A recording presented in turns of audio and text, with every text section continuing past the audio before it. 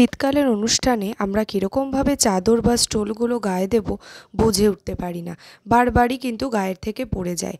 এমনই কিছু টিপস থাকছে আজকের ভিডিওতে। নমস্কার বন্ধুরা, বিপাশাস ওয়ার্ল্ডের নতুন একটি টিপসের ব্লগে তোমাদের সবাইকে স্বাগত। সকাল থেকে রাত পর্যন্ত মহিলাদের অনেক কাজকর্মই করতে হয়, তাই কিছু কাজকর্ম আমরা যদি একটু বুদ্ধি খাটিয়ে করি তাহলে কিন্তু নিজেদেরই অনেকটা সুবিধে হবে। সারা দিন পর নিজেদের জন্য যেমন কিছুটা সময় বার করতে পারবো, সেরকমই সংসারের কিন্তু অনেকটা খরচ সাশ্রয়ও হবে। তাই এমনই কিছু টিপস থাকছে আজকের ভিডিও। তাহলে চলো ভিডিওটি শুরু করা যাক। প্রথম টিপস দেখো বন্ধুরা, বাইরে যখন আমরা ঘুরতে যাই মূলত এই সমস্যাটা হয়। দেখবে বাইরের যে বাথরুমগুলো আমরা যখন ইউজ করি বা হোটেলেও কিন্তু এই সমস্যাগুলো হয়। ধরো জামা কাপড় রাখার জন্য কোনো স্ট্যান্ড বা কোনো হুক কিন্তু নেই, তখন কি করবে দেখো, বাড়ির থেকেই কিন্তু কয়েকটা প্লাস্টিক আমরা সবসময়ই ক্যারি করে থাকি, তাই না? তো এইরকম যে শক্ত ভারী প্লাস্টিকগুলো, দেখেই বুঝতে পারছো আমি এখানে কীরকম প্লাস্টিক নিয়েছি।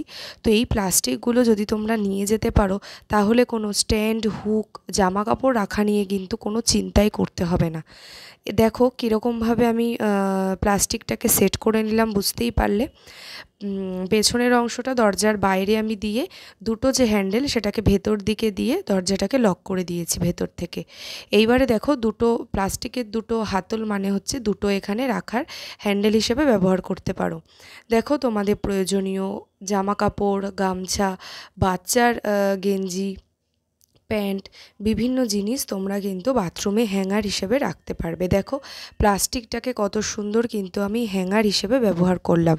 এই সমস্যা কিন্তু বাড়িতে হয় না, আমরা যখন বাইরে কোথাও বেড়াতে যাই তখন কিন্তু এই রকম সমস্যায় পড়তে হয়।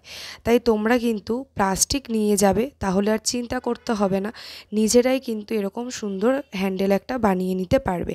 আশা করছি টিপসটি তোমাদের খুবই কাজে আসবে।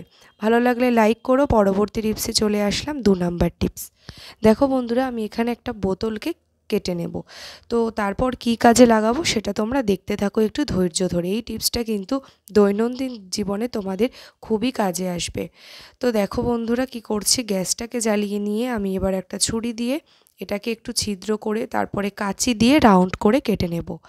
তো তারপরে কি করব, দেখো দেখো আমার ছিদ্র করা হয়ে গেছে।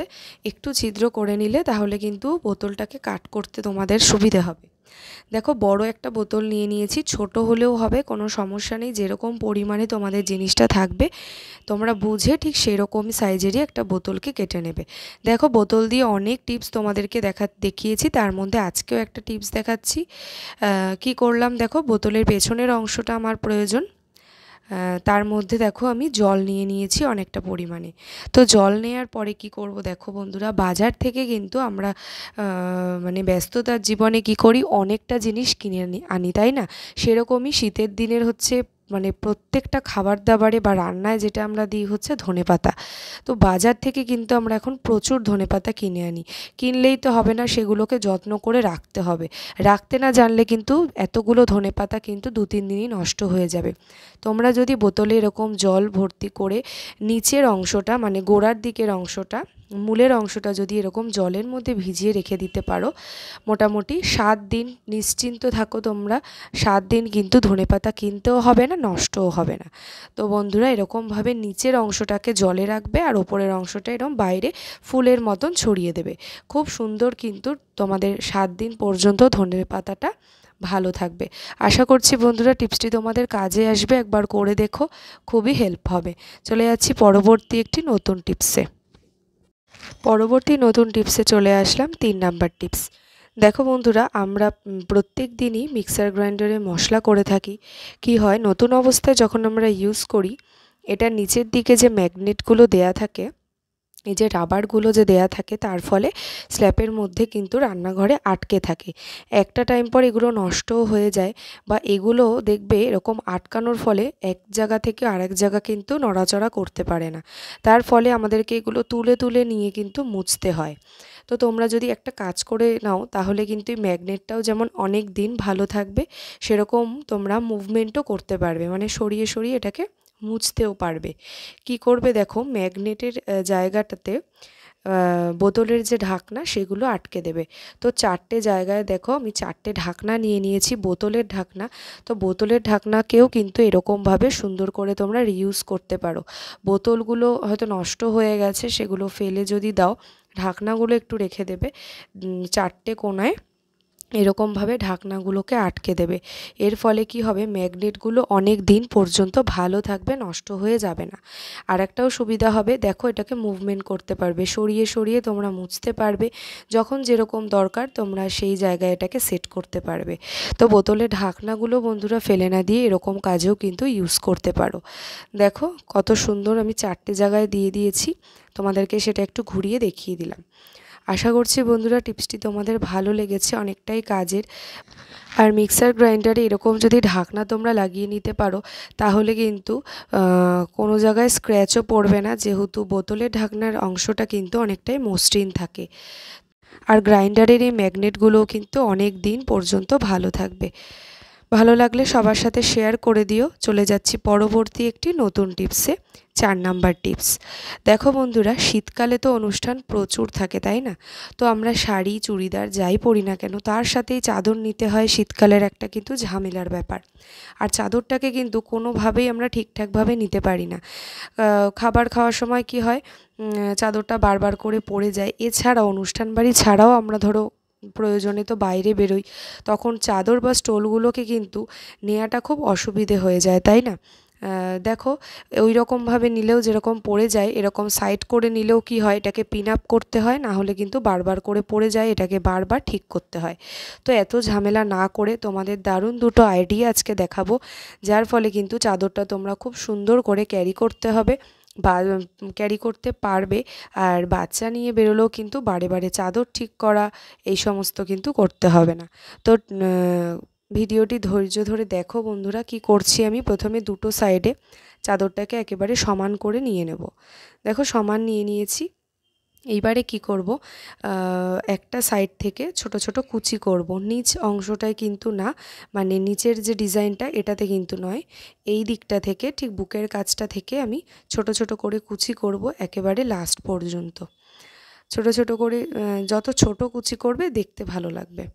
আর কুচিটা যাতে একটু সুন্দর গোছানো হয়, এলোমেলো হলে হবে না। দেখো এইবারে আমি কি করব, রাবার ব্যান্ড নিয়ে নিয়েছি, এটাকে আটকে দিচ্ছি। তোমরা এমনি গার্ডার দিয়েও করতে পারো, এমনি যে গার্ডারগুলো আমরা চুলে বাঁধি সেটা দিয়েও করতে পারো। তো আমি এখানে তোমাদেরকে রাবার ব্যান্ড দিয়ে দেখাচ্ছি। একইভাবে আমি এই পাশের সাইডটাকেও ছোট ছোট করে কুচি করে নিলাম। এইবারে কি করব, দেখো দুটো একসাথে ধরে নিয়েছি। এবারে এই ব্যান্ডটাকে খুলে দুটো কুচির একসাথে আমি বেঁধে নেব, ঠিক ঝুঁটির মতন করে বেঁধে নিচ্ছি। এইবারে দেখো আমি এটাকে ফুলের মতন একটু ছড়িয়ে নেব, ঠিক ফুলের পাপড়ি যেরকম হয় ছড়িয়ে নেব, যাতে রাবার ব্যান্ডটা ঢেকে যায়, যাতে ওটা গার্ডারটা যাতে দেখা না যায়। এটা একটু ঠিকঠাক করে নিতে হবে তোমাদের। এইবারে দেখো কি করছি, পেছনের পোর্শনটাকে আমি একটু নিচের দিকে নামিয়ে দিলাম ঘাড়ের থেকে। এইবারে দুটো সাইডকে দেখো আমি হাতে নিয়ে নিয়েছি। দেখো বুকের কাছটা থেকে ফুলটা একটা ডিজাইন হয়ে গেল, আর পুরো যেরকম একটা বাটারফ্লাইয়ের ডিজাইনের মতন কিন্তু হয়ে গেল। দেখো দেখতে কিন্তু দেখে মনেই হচ্ছে না যে এটা বাড়িতে এইভাবে করে করা হয়েছে। দেখো কত সুন্দর কিন্তু আমরা এটাকে ক্যারি করতে পারবো। এইভাবে তোমরা মানে কোনোভাবেই এটা খুলে যাওয়ারও ভয় নেই, পড়ে যাওয়ারও ভয় নেই।